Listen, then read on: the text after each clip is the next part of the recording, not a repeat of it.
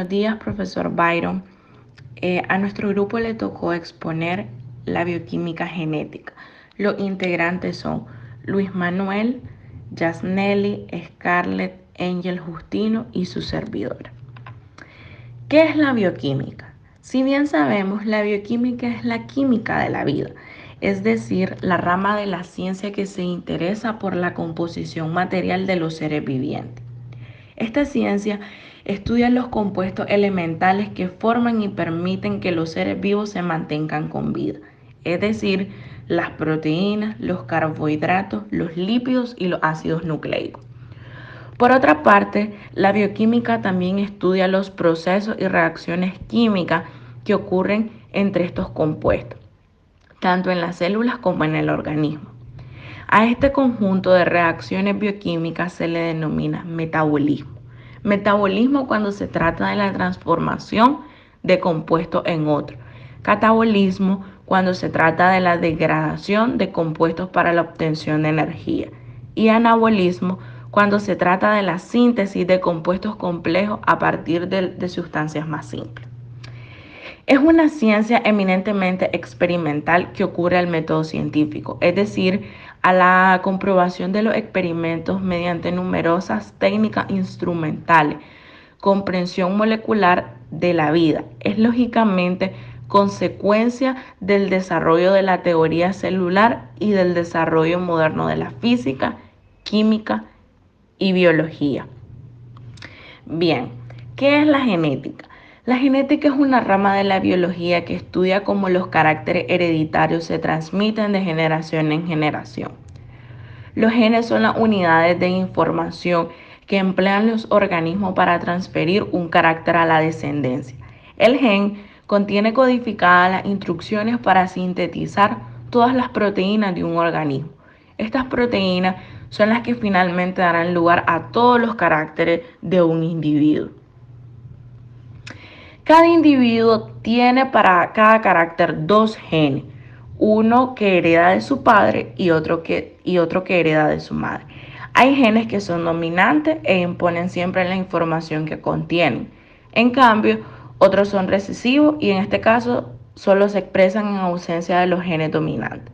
En otras ocasiones se presenta la expresión o no depende del sexo del individuo. En este caso se habla de genes ligados al sexo. Ahora voy a hablar sobre el origen de la vida, prueba bioquímica y genética. Pero para esto necesitaba que escuchara los conceptos de bioquímica y genética. Bien, el origen de la vida. Mediante el estudio de la bioquímica básica que comparte la mayoría de los organismos, podemos empezar a recomponer cómo fue la evolución de los sistemas bioquímicos cerca de la raíz del árbol de la vida.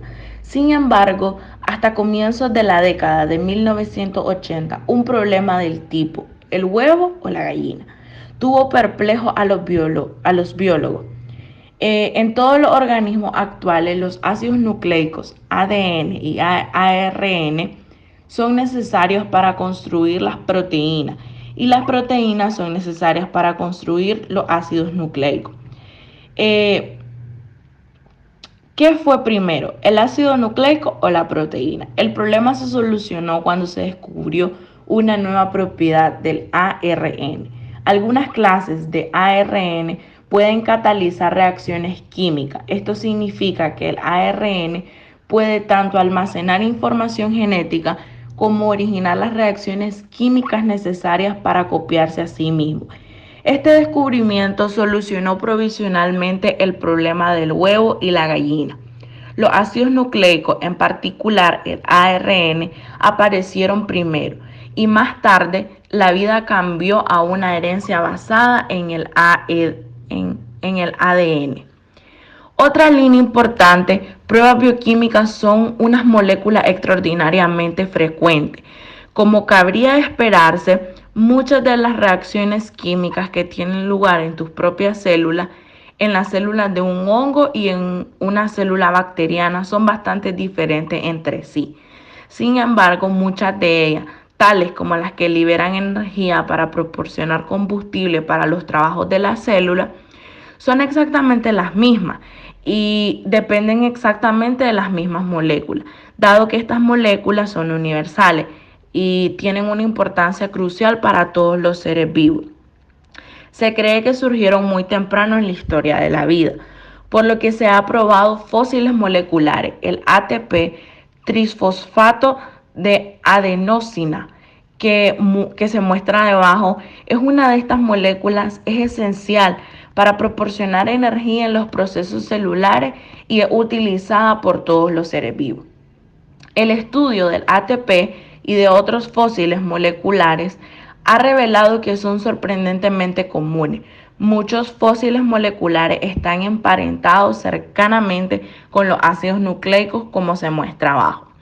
El descubrimiento del ARN catálico y de fósiles moleculares que están muy emparentados con los ácidos nucleicos sugiere que todos los ácidos nucleicos, especialmente el ARN, fueron cruciales para las primeras formas de vida de la Tierra. Estas observaciones apoyan la hipótesis del mundo de ARN, que los seres vivos primitivos utilizaban ARN para los procesos celulares básicos, en lugar de la combinación de proteínas ARN y ADN que utilizan los organismos actuales. Muchas gracias.